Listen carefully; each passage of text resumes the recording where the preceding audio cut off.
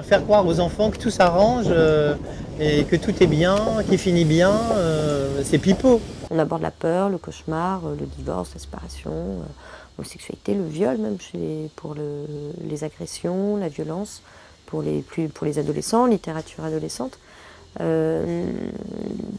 on essaye de montrer la complexité des choses à l'enfant. Donc on ne le met pas dans un monde rose, grosso modo. Pour moi, une histoire est plus là pour poser une question et donner des éléments de réponse, mais pas une réponse. Donner des éléments de réponse et surtout renvoyer l'enfant à lui-même et dire moi, qu'est-ce que je fais dans cette situation? Je veux dire, la solution, elle ne va pas venir du livre par rapport au problème. Je veux dire,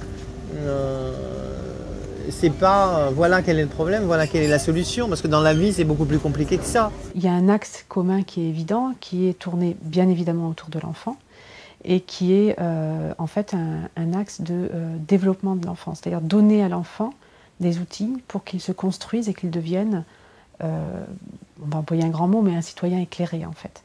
Donc c'est surtout pas lui dire comment il faut qu'il pense, mais lui donner des outils pour l'aider à penser et devenir demain un citoyen, un homme, une femme bien dans son environnement, dans sa culture, etc. Donc c'est vraiment ça, c'est l'enfant dans la société, et non pas l'enfant et la société. Donc ça c'est vraiment ce qui accompagne notre réflexion au quotidien, que ce soit dans le documentaire, dans la fiction, dans l'album, dans la bande dessinée, c'est vraiment ça. Tout dépend de la manière dont on raconte ces histoires. Parce que le conte, comme je disais, n'est pas purement récréatif.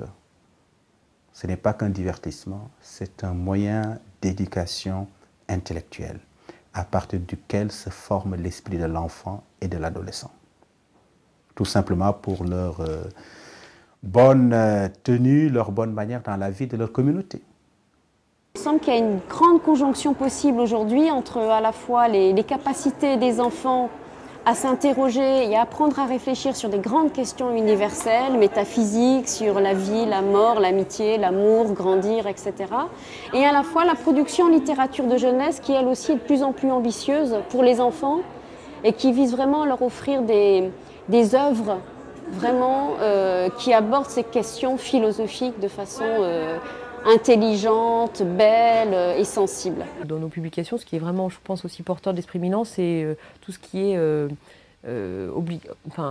incitation à participer. Donc pour apprendre, par exemple sur la nature, au lieu de dire voilà la nature est comme ça et voilà ce qu'il faut savoir sur la nature, on dit aux enfants allez dans la nature, construisez une cabane par exemple ou des nichoirs pour les oiseaux, plantez, observez, dessinez, ramasser, collecter, faites des herbiers, etc.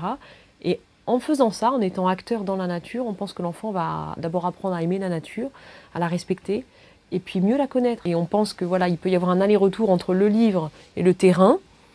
Ça, je dirais que c'est assez fort dans notre manière de penser. On aime bien cet aller-retour. Le terrain apprend l'enfant et le livre envoie l'enfant sur le terrain.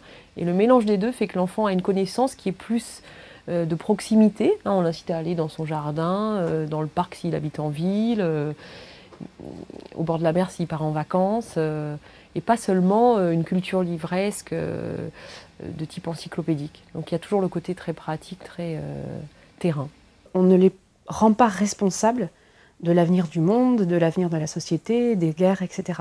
On leur donne juste ces fameux outils, des pistes de réflexion qui vont les aider à se faire leur propre opinion sur ce qui se passe.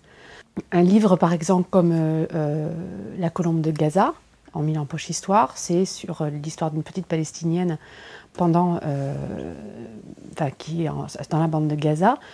À aucun moment on dit c'est bien, c'est mal, ni quoi que ce soit. C'est quelque chose qui justement lui fait découvrir un aspect de l'histoire contemporaine et qui va l'aider à réfléchir, à se forger, on l'espère, sa propre réflexion sur cette situation-là. Les parents, de temps en temps, ils viennent en librairie et ils disent « je voudrais un livre sur ceci, je voudrais un livre sur la jalousie, je voudrais un livre sur le petit frère qui vient d'arriver ». C'est vrai qu'on est dans une société où les parents ont souvent tendance à déléguer aux autres, à des pseudo-spécialistes, la résolution des problèmes qui se posent dans la famille. Bon, c'est pas le cas, c'est pas le rôle de la littérature. Elle n'est pas là pour régler les problèmes. Hein. La littérature, elle n'est pas là pour consoler, par exemple. Elle est pour dire la douleur. Elle n'est pas là pour. Elle est là pour dire. Hein. Elle est là pour dire. Elle n'est pas là pour résoudre. Elle est là pour dire, simplement.